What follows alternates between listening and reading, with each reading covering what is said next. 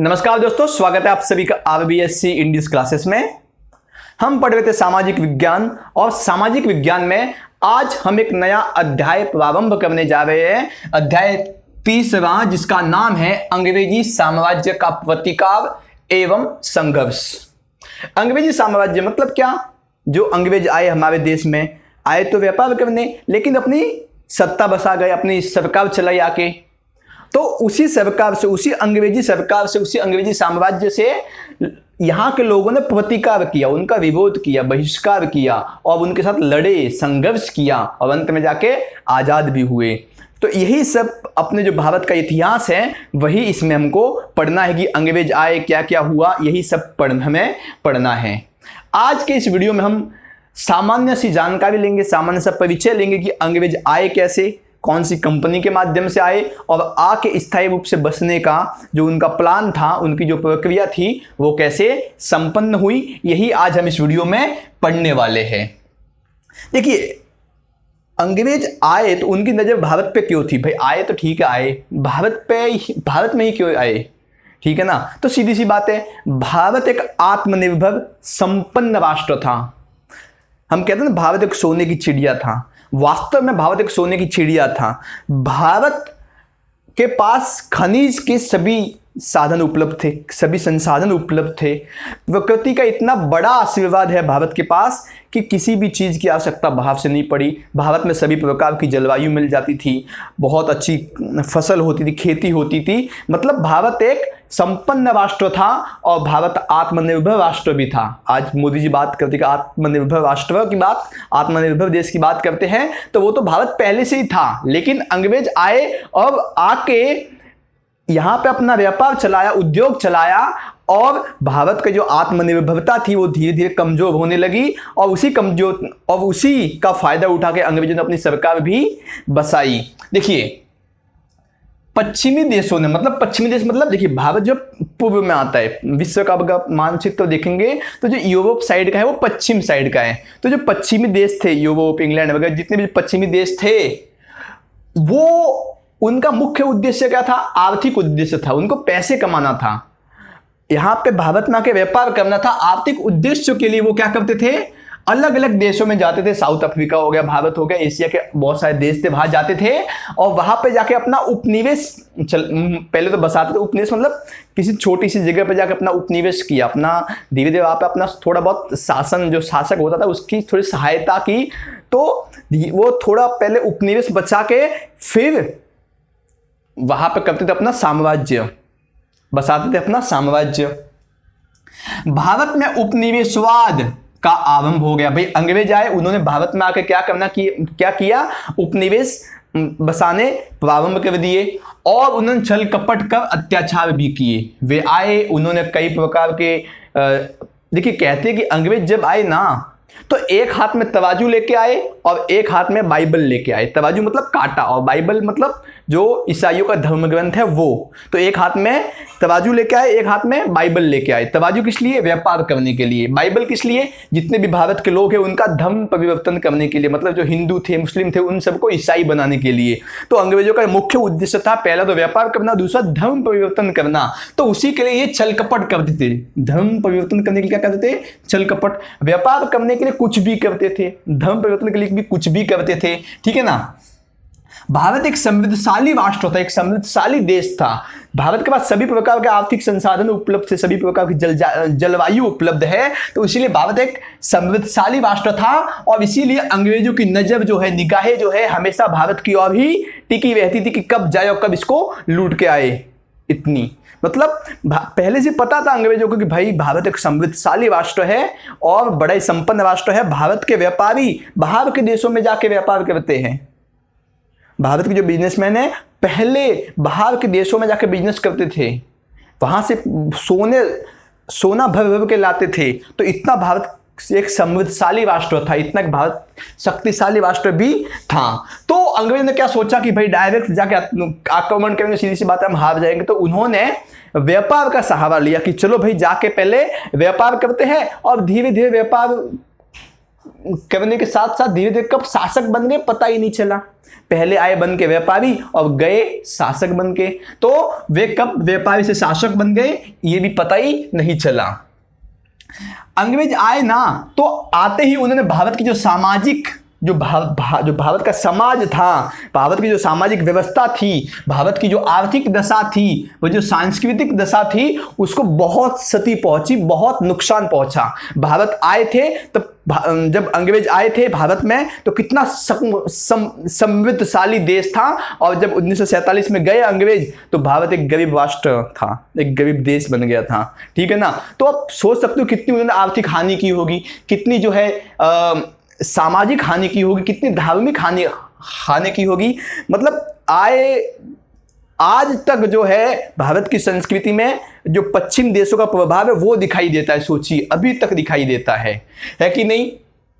तो ये तो सब अंग्रेज कैसे आए, उन्हें क्या क्या किया, वो सब कुछ है। यहां पर पढ़ते हैं कि अंग्रेज कैसे आए, भारत में आके प्रवेश कैसे किया और धीरे धीरे कैसे बसे, व्यापारी से शासक कैसे बने, वो सब हम देख लेते हैं। तो वो देखने के लिए हमें 1757 से लेकर 1857, करीबन 100 साल के बीच का हमें इतिहास को देखना पड़ेगा। ठीक है ना। 1857 से लेके तो फिर भाई भारत के लोगों की आंखें खुलने लगी और वो भी अंग्रेजों के खिलाफ धीरे धीरे होने लगी। किंतु 1757 से लेकर 1857 के बीच में अंग्रेजों ने काफी हद तक जो है फैल गए थे भारत में। ठीक है ना। देखिए 23 सितंबर 1600 ईस्वी में 23 सितंबर 1600 ईस्वी में इंग्लैंड में, कह लीजिए इंग्लैंड में, the governor and company of merchants of London training into the east Indies नाम की एक कंपनी बनी। ये कंपनी का नाम है the governor and company of merchants of London training into the east Indies नाम की एक कंपनी बनी। ये कंपनी किसने बनाई, तो वहां के जो मतलब इंग्लैंड के प्रमुख व्यापारी थे, उन व्यापारियों ने एक संयुक्त पूंजी उद्यम के रूप में इस कंपनी को बनाया। मतलब कि सब व्यापारी मिले और क्या डिसाइड किया कि एक कंपनी है, इस कंपनी में सब अपना निवेश करेंगे और जाके ये कंपनी व्यापार करेगी। तो एक संयुक्त पूंजी उद्यम के रूप में इसको बनाया। और इस कंपनी को, ये कंपनी बाहर के देशों में जाके व्यापार करेगी। या देखिए ईस्ट इंडीज मतलब इंडीज साइड के, मतलब जो एशिया साइड के जो देश है वहां पे जाके ये कंपनी क्या करेगी, व्यापार करेगी। तो इस कंपनी को भाई स्वीकृति चाहिए। तो इस कंपनी की स्वीकृति करने के लिए इसको उस समय की जो इंग्लैंड की महारानी थी एलिजाबेथ प्रथम के पास को साइन करवाने के लिए, इसके स्वीकृति के लिए भेजा। तो एलिजाबेथ प्रथम ने इस कंपनी को बाहर के देशों में, पूर्व के देशों में व्यापार करने के लिए अपनी परमिशन जो है दे दी। शायद से 21 साल का कॉन्ट्रैक्ट हुआ था इनके बीच में। तो उनकी जो है परमिशन एलिजाबेथ प्रथम ने दे दी कि आप जाइए बाहर के देशों में व्यापार कीजिए। तो ये कंपनी जब भारत में आई, कब आई भारत में, 21 दिसंबर 1600 में, करीबन 3 महीनों के बाद ही आ गई है कि जब बनी उसके 3 महीने के बाद में भारत में ये कंपनी आ गई। 21 दिसंबर 1600 में आई और आते ही सबसे पहले अपना नाम बदल दिया। क्या बदल दिया, ब्रिटिश ईस्ट इंडिया कंपनी। क्या, ब्रिटिश ईस्ट इंडिया कंपनी। मतलब अंग्रेज बड़े चालाक थे, जिस देश में जाते थे उस देश का ही नाम रख लेते थे। अभी अगर अफ्रीका में जाएंगे तो क्या करेंगे, ब्रिटिश अफ्रीकन कंपनी, इस प्रकार का जो है नाम रख लेंगे। जिस भी देश में जाएंगे उस देश का अपना जो नाम है वो चिपका लेंगे।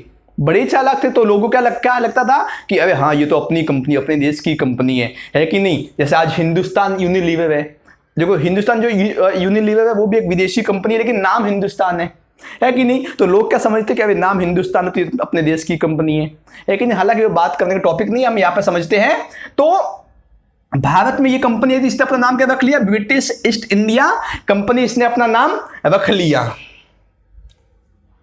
1652 में, कब, 1652 में ये आके कुछ साल तो ऐसे ही गुजारे, थोड़ा छोटा मोटा जो व्यापार था वो सब किया। लेकिन 1652 में गए सूरत में, और सूरत में अपना पहला ऑफिस, एक स्थायी ऑफिस, परमानेंट ऑफिस खोला। एक स्थायी व्यापारिक कोटि की स्थापना की। 1652 में इस कंपनी ने अपना एक पहला ऑफिस खोला, एक अपनी स्थायी कोठी खोली। ठीक है ना। इसके बाद 1640 में, यहां पे आपकी बुक में 1604 दिया हुआ है, आप चाहे तो 1604 को भी फॉलो कीजिए, लेकिन मैंने नेट पे देखा तो मुझे 1640 मिला, इसलिए मैंने यहाँ पे 1640 लिखा है, ठीक है ना। तो 1640 में इस कंपनी ने मद्रास में, जो कि आज का चेन्नई है, मद्रास में जाके फोर्ट सेंट जॉर्ज किले का क्या किया, निर्माण किया, और ये किला इनके लिए बहुत ही महत्वपूर्ण आगे चल के साबित हुआ। तो 1640 में मद्रास में इस कंपनी ने फोर्ट सेंट जॉर्ज किले का निर्माण किया, और यहीं से धीरे धीरे अपने जो पाव है वो पसारने लग गए, पाव जो है अपने फैलाने लग गए।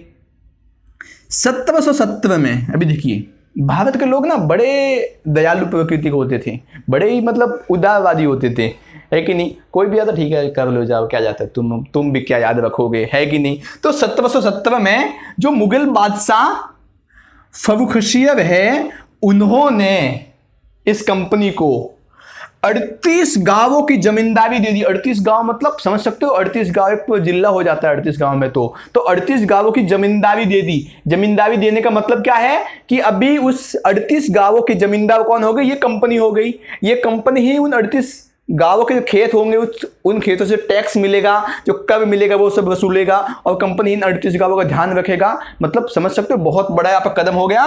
तो मुगल बादशाह फर्रुखशियर ने एक फरमान जारी किया। उस फरमान जारी करने के साथ ही 38 गांवों की जमींदारी किसको सौंप दी, ब्रिटिश ईस्ट इंडिया कंपनी को सौंप दी।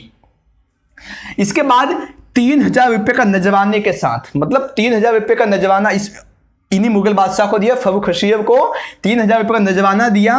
और नजराना मतलब गिफ्ट, तोहफा, उपहार की, चलिए हमने आपको 3000 रुपए, उस समय 3000 रुपए बहुत ज्यादा थे, 3000 रुपए का नजराना दिया। और क्या किया कि अंग्रेजों ने उनसे क्या किया कि जो सीमा शुल्क होता था, जिसको आज हम कस्टम ड्यूटी कहते हैं, मतलब कोई भी सामान बाहर के देशों से लाते हैं तो अपने देश में लाने के लिए उसको कुछ प्रतिशत में टैक्स देना होता है, कुछ शुल्क देना होता है, कुछ कर देना होता है, तो वो होता है सीमा शुल्क। मतलब एक देश से दूसरे देश में जब अपने देश में सामान आएगा तो उसको टैक्स देना होगा। तो 3000 रुपए का नजराना अंग्रेजों ने बादशाह को दिया और उनको सीमा शुल्क से मुक्त कर दिया कि चलो भाई आप जितना सामान लाना उतना लाओ, हम आपसे कोई किसी प्रकार का कोई शुल्क जो है नहीं लेंगे। और इसके अलावा जो चुंगी शुल्क मुक्ति है, जो चुंगी टैक्स होते हैं ना, मतलब गली गली में आप जाएंगे तो अभी तो नहीं इतना, लेकिन हाँ जीएसटी आने के बाद तो बिल्कुल ही बंद हो गया है। जैसे कि ग्राम पंचायत वाले अपना अलग से टैक्स लेते हैं वगैरह, जो कहीं पे गाड़ी जा रही है, कहीं पे महानगर पालिका वाले अपना अलग से टैक्स लेते थे। तो जो चुंगी टैक्स होता, जो चुंगी कर होता था, उसको भी दस्तक जारी करके समाप्त कर दिया अंग्रेजों के लिए। दस्तक मतलब एक विशेष प्रकार का अनुमति पत्र होता था, वो जारी किया, अंग्रेजों को वो दस्तक दे दिया कि हाँ जब भी आप जाओ तो दस्तक दिखा दो, आपके लिए यहाँ पे चुंगी टैक्स से भी आपको छूट मिल जाएगी। तो यहाँ पे भाई अंग्रेजों की बल्ले बल्ले हो गई। जो सीमा शुल्क होता था वो भी वो भी एकदम मुफ्त में मिल गया। जो चुंगी टैक्स होता था वो भी खत्म इनके लिए तो हो गया। और इन्होंने, अंग्रेजों ने, मतलब ब्रिटिश ईस्ट इंडिया कंपनी ने खास तौर पर बंगाल की ओर अधिक ध्यान केंद्रित किया। अच्छा भाई, बंगाल की ओर अधिक ध्यान केंद्रित क्यों किया? जयपुर क्यों नहीं किया, सूरत क्यों नहीं किया, और भी किसी प्रदेश में इन्होंने अपना ध्यान केंद्रित क्यों नहीं किया, बंगाल में ही क्यों किया? तो इसके पीछे भी एक बहुत अच्छी, एक बहुत खास वजह है। देखिए क्या है, मैं आपको मैप बना के बताता हूँ। हालांकि मैप इतना सटीक बनेगा नहीं, लेकिन कोशिश करता हूँ अपनी ओर से।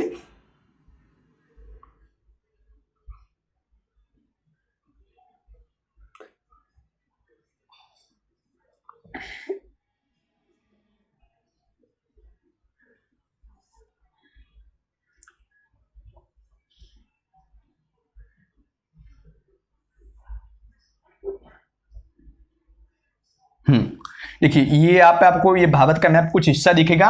यहाँ पे जो है, यहाँ पे है बंगाल, इतना जो हिस्सा है यहाँ पे है बंगाल। अभी का जो देखे तो इतना इसमें है बंगाल। यहाँ पे अगर इसको भी, जो यहाँ पे ये जो बांग्लादेश है वो है, तो पहले जो बंगाल था वो बांग्लादेश में ही आता था, है कि नहीं? तो पहले जो आज का जो बंगाल है ना, वो पहले उतना बंगाल नहीं था, पहले बंगाल बहुत बड़ा था। इसमें आज का बंगाल आ गया। और यहाँ पे देखिए, यहाँ पे है आसाम, और आसाम भी पहले बहुत बड़ा था, उसमें त्रिपुरा आ गया, नागालैंड आ गया, बहुत सारे उसमें भी राज्य आते थे। तो बंगाल का मतलब क्या हो गया? पहले का जो बांग्लादेश आता था वो भी हो गया, आज का जो बंगाल था वो भी हो गया, और जो आसाम और आसाम के जो अन्य क्षेत्र थे वो भी आ गए। तो बंगाल बहुत बड़ा राज्य था उस समय तो। और बंगाल में खास तौर पर क्या था कि जो बंगाल का इलाका था, जो बांग्ला भाषी इलाका था, वहां पे लोगों की संख्या ज्यादा थी, वहां पे मजदूर ज्यादा थे। और जो यहाँ पे आसाम की साइड में है, वहां पर प्रकृति के खनिज संसाधन बहुत सारे थे, अच्छी भूमि थी, कृषि योग्य भूमि थी। तो अंग्रेज आए, इन्होंने बंगाल पर ज्यादा ध्यान दिया, और यहाँ पे जो मजदूर थे इन मजदूरों को लेके गए आसाम में, वहां पे जाके इनसे काम करवाया, खेती करवाई, और अपना धीरे धीरे विकास भी किया। और खास तौर पर तो यहाँ पे बंगाल के जस्ट जो बंगाल था, यहाँ पे समुद्री इलाका भी है, तो समुद्री इलाके से अपना सामान भी ला सकते थे। इसीलिए ब्रिटिश ईस्ट इंडिया कंपनी ने या अंग्रेजों ने सबसे ज्यादा जो है बंगाल की ओर फोकस किया, और इनको लगा कि चलो भाई दिल्ली का यहाँ पे केंद्र है, यहाँ पे फिर मराठा का उदय हुआ था, तो बंगाल की ओर ज्यादा ध्यान देते हैं। तो इन्होंने बंगाल की ओर जो है ज्यादा ध्यान दिया विशेष परिस्थितियों में, ठीक है ना। ये इतना हो गया। अभी देखिए, अभी आया 1757 का समय। अभी देखिए भारत में ना, ये ब्रिटिश ईस्ट इंडिया कंपनी आने से पहले जो है वो भारत में पहले से डच आके व्यापार कर रहे थे, पुर्तगाली आके व्यापार कर रहे थे, फ्रेंच आके अपना जो है व्यापार कर रहे थे। तो भारत में पहले भी जो है जो यूरोपियन कंपनीज है वो आके अपना जो व्यापार जो है, अपने उद्योग जो है वो चला रही थी। लेकिन ब्रिटिश ईस्ट इंडिया कंपनी ने आके क्या किया, उन सभी कंपनियों के साथ आके क्या किया, युद्ध किया, और उन कंपनियों को क्या किया, पराजित किया। और यूरोप की कंपनी, मतलब पश्चिम साइड की कंपनी का एक सर्वोच्च जो हस्तक्षेप था, जो सर्वोच्चता थी, वो प्राप्त की कि हाँ अब तो हम ही बचे कंपनी के नाम पर, अच्छी बड़ी कंपनी नाम पे। तो उसने क्या की, एक सर्वोच्चता पकड़ ली, एक सर्वोच्चता के स्तर पर पहुंच गई ब्रिटिश ईस्ट इंडिया कंपनी। और इसके अलावा मुगलों ने फरमान के बाद तो बंगाल पर अधिक हस्तक्षेप भी बढ़ने लगा। मुगलों ने तो खुली छूट दे दी थी कि भाई क्या है, थोड़ा उदार हो जा, कंपनी ये व्यापार भी कर रही है ना, तो थोड़े उदार हो गए मुगल तो उनके प्रति। तो मुगलों ने फरमान जारी कर लिया उनके प्रति। तो फिर क्या हुआ कि उनका जो है बंगाल की ओर हस्तक्षेप ज्यादा बढ़ने लगा, और बंगाल के जो नवाब थे और बंगाल की सत्ता थी, जो नवाब थे, उनके बीच में भी इनका हस्तक्षेप जो है बढ़ने लगा। हस्तक्षेप बढ़ने लगा, बंगाल के नवाब थे, तो भाई कहीं ना कहीं बंगाल के नवाब को तो बुरा लगेगा, सीधी सी बात है, भाई बार बार अंग्रेज आके हस्तक्षेप कर रहे हैं, तो किसी को भी लगे बुरा।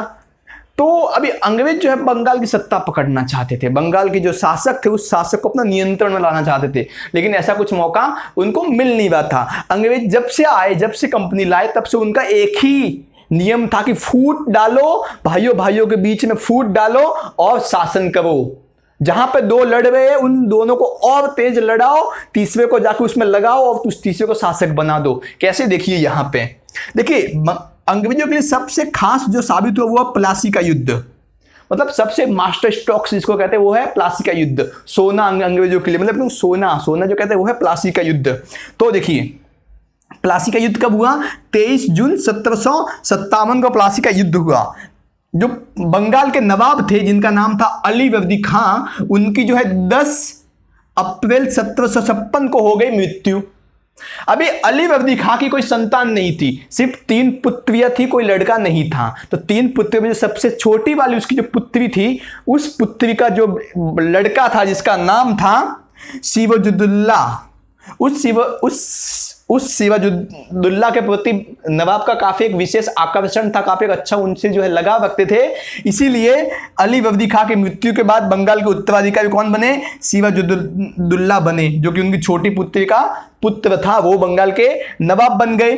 और भाई वहीं पे कोई तो होता ही है। तो जो पूर्णिया का जो गवर्नर था, मतलब जो पूर्णिया का जो सामंत था या जो पूर्णिया का जो सरदार था, पूर्णिया जो है बंगाल के अंदर एक क्षेत्र आता था। तो जो पूर्णिया का जो गवर्नर था जिसका नाम था शौकत जंग, वो भी नवाब बनने के सपने देख रहा था। शौकत भाई यहां पर तो जो सिराजुद्दौला है वो तो नवाब बन गया, लेकिन बंगाल के अंदर क्षेत्र आता है जिसका नाम पूर्णिया है, उसके जो सामंत थे, गवर्नर थे जिसका नाम शौकत जंग था, वो भी नवाब बनने के सपने देख रहा था। और यही बात पता चल गई अंग्रेजों की, हाँ यही पे फायदा है भाई, यही पे क्या है, फायदा है। अंग्रेजों के पास सेना मुश्किल से 300 के आसपास सेना थी प्लासी के युद्ध में, ज्यादा बड़ी सेना नहीं थी, 300 के आसपास सैनिक थे, लेकिन फूट डालो बाज के वो। तो अंग्रेजों ने अपने कुछ गुप्तचर, अपने कुछ जासूस लगाए इनके बीच में, और अपने जासूसों को कह दिया कि ऐसे व्यक्ति को ढूंढ के पकड़ के लाओ जो कि बहुत ही लालची हो, अपनी मतलब पैसों के लिए कुछ भी कर देता हो, बंगाल को भी बेच देता हो, ऐसे व्यक्ति को ढूंढ के लाओ।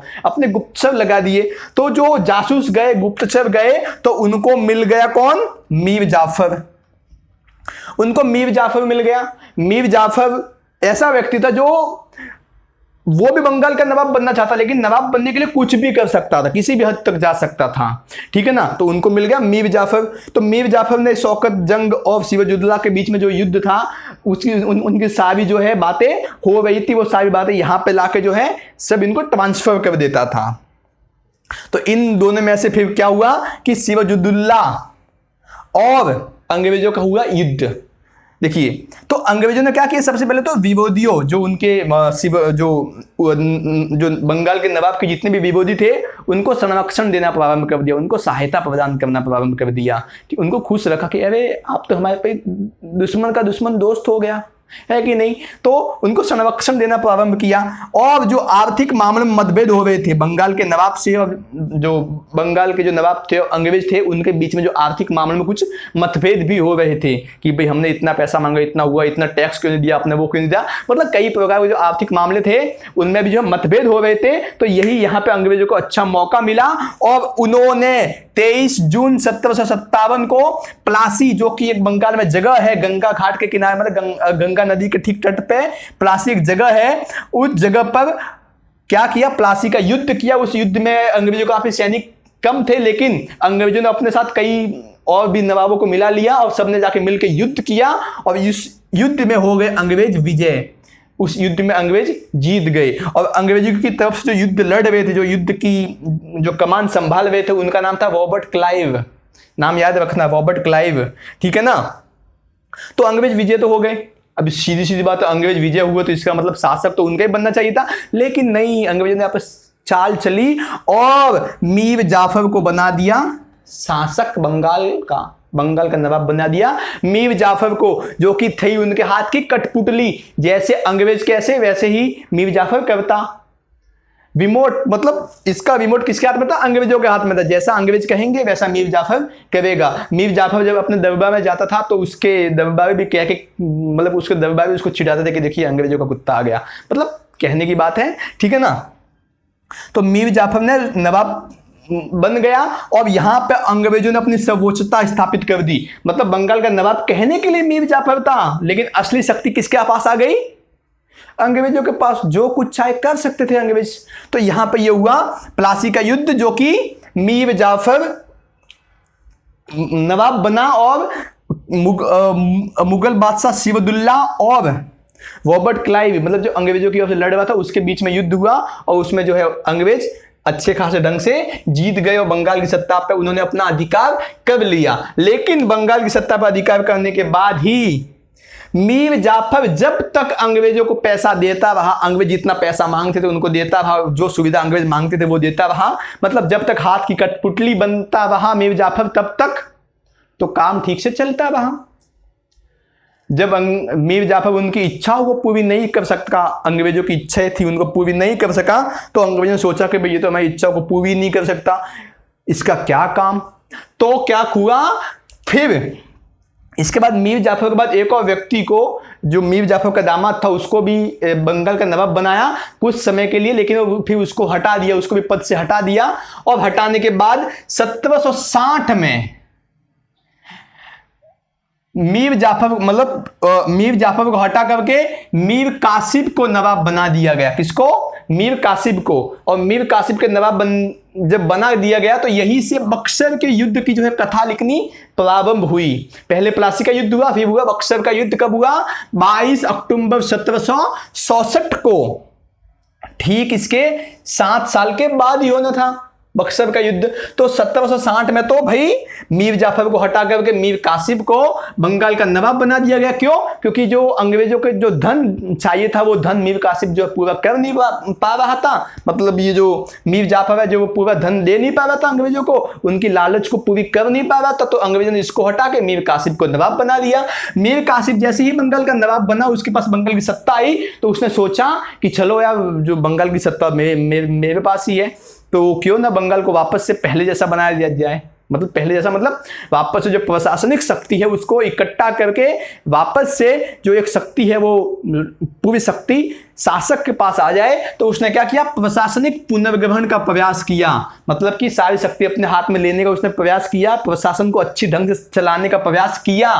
किंतु अंग्रेजों के आने के बाद भ्रष्टाचार इतना बढ़ गया था और जो अंग्रेज थे, जो ब्रिटिश थे, वो बार बार अपनी नाक घुसेड़ रहे थे सत्ता में, इसीलिए यहां पर भी क्या हो गए, असफल हो गए। प्रशासनिक पुनर्ग्रहण के काम में भी मीर कासिम जो है यहां पे असफल हो गए। अभी भाई यहां पे भी अंग्रेजों और मीर कासिम का जो है वो मतभेद बढ़ने लगा। क्यों? आर्थिक मामलों को लेकर, भाई जितना पैसा अंग्रेज मांग रहे उतना पैसा दे नहीं रहा है, और जो अंग्रेज टैक्स भी नहीं देते तो मीर कासिम को भी ठीक लग नहीं रहा था, और जो अंग्रेजों को सुविधाएं चाहिए थी वो सुविधाएं भी अंग्रेजों को मिल नहीं रही थी। तो सीधी सी बात है, अंग्रेजों में और मीर कासिम में क्या मतभेद जो है बढ़ने लगे, एक लंबे खाई जो है मतभेदों की बढ़ने लगी। तो इसी मतभेद के चक्कर में 22 अक्टूबर 1767 को बक्सर, जो कि बिहार में एक स्थान है, वहां पर युद्ध हुआ और इसको हम लोग बक्सर का युद्ध कहते हैं। और इस युद्ध में अंग्रेज थे और दूसरी साइड बंगाल के नवाब मीर कासिम थे, बिहार के नवाब थे, उड़ीसा के नवाब थे, और भी अन्य स्टेटों के जो अन्य राज्य थे उनके भी नवाब थे उस युद्ध में। और उस युद्ध में क्या हुआ, अंग्रेजों की सीधी सीधी विजय हुई, और विजय होने के बाद अंग्रेजों को बंगाल तो मिला ही मिला, बंगाल तो वापस से उन्होंने जीता ही जीता, लेकिन बिहार और उड़ीसा और जो अन्य राज्य थे उनका भी उनको दीवानी अधिकार मिल गया। दीवानी अधिकार मिलना मतलब क्या हुआ कि उनको पैसों से संबंधित, आर्थिक संबंधित जितना अधिकार होता है सब मिल गया। अभी कुछ भी कर सकते हैं भाई, दीवानी अधिकार मिल गया, जितना चाहे उतना टैक्स बढ़ा सकते हैं, जितना चाहे उतना टैक्स घटा सकते हैं। सीधी सी बात, जब दीवानी अधिकार मिल जाएगा तो जो भारत की जो कंपनियां होगी उन पे टैक्स बढ़ाया जाएगा, और जो खुद की कंपनी होगी उन पे टैक्स कुछ होगा ही नहीं। किसान जो खेती करते उन पर टैक्स बढ़ाया जाएगा, भले बारिश हो ना हो लेकिन टैक्स तो देना ही पड़ेगा। इस प्रकार का अत्याचार जो है चलने लगे और भारत के उद्योगों और व्यापार को काफी हानि होने लगी। भारत की जो कंपनियां थी, भारत के जो लघु उद्योग थे, बड़े बड़े गृह उद्योग थे, उन सभी उद्योगों पर ज्यादा से ज्यादा टैक्स लगाया, इनकम टैक्स लगाया, कई प्रकार के टैक्स लगाए। जो इनकम टैक्स की जो अवधारणा है वो तो अंग्रेजों से स्टार्ट हुई, उस अवधारणा को तो अंग्रेजों ने ही प्रारंभ किया। इनकम टैक्स की अवधारणा तो वो तो भारत में थी ही नहीं, लेकिन इनकम टैक्स लगे, चलो आपने इतना कमाया इतना % दे दो, तो इससे भारत के व्यापारी जो है धीरे धीरे टूटने लगे, धीरे धीरे दबने लगे, और यही से जो है अंग्रेजों की जो है धीरे धीरे एक व्यापारी से लेकर के शासक बनने की जो है शुरुआत हो गई। इसके बाद अंग्रेजों ने मराठों के साथ युद्ध किया, कई प्रकार के और युद्ध किए, लेकिन वो हमें सभी पढ़ने हैं नहीं, क्योंकि आपकी बुक से जो है सब कुछ हटा दिया गया है। 2020 के जो नया सिलेबस है उसमें 2021 में पढ़ेंगे वापस से, ठीक है ना। तो ये सब हटाने के बाद मतलब अभी हम सीधा पढ़ेंगे कि अंग्रेज आए, तो अभी हमने कहां तक पढ़ा, देखिए 1757 से लेकर 1857 तक पढ़ा। तो अभी हम जब अगले वीडियो में पढ़ेंगे 1857 से लेकर अगले वीडियो में पढ़ेंगे। तो आज जितना हमने पढ़ा उसके संबंधित किसी को भी कुछ भी डाउट हो तो पूछिए कमेंट में, मैं बैठा हूं आपको बताने के लिए। कुछ भी अगर डाउट हो आपको तो आपको आज का वीडियो कैसा लगा मुझे अवश्य बताइए, लाइक कीजिए, मोटिवेशन मिलता है, सब्सक्राइब कीजिए, आपको ऐसे वीडियो मिलेंगे, आपके लिए हम हमेशा तत्पर रहते हैं। और जाने से पहले एक और विशेष सूचना, हमने एक दिवाली का ऑफर निकाला जो एकदम मुफ्त था, एकदम फ्री था। आपने अभी तक वो वीडियो नहीं देखा है, जाके देख लीजिए। अगर आप पढ़ाई के प्रति थोड़े भी सीरियस है, बोर्ड के एग्जाम को लेकर थोड़े भी अगर आप चिंतित है, तो आप उस वीडियो को जाके देखिए, आपको काफ़ी फायदा मिलेगा, आपको एक अच्छा ऑफर मिल जाएगा, वहाँ पे एक अच्छा कुछ आपको देखने को मिलेगा। उस वीडियो को जाकर अवश्य देखिए, वो आपके फायदे के लिए ही, उससे हमें कोई फायदा होने वाला नहीं, सिर्फ आपको ही फायदा होगा। तो आज के लिए बस इतना ही, धन्यवाद।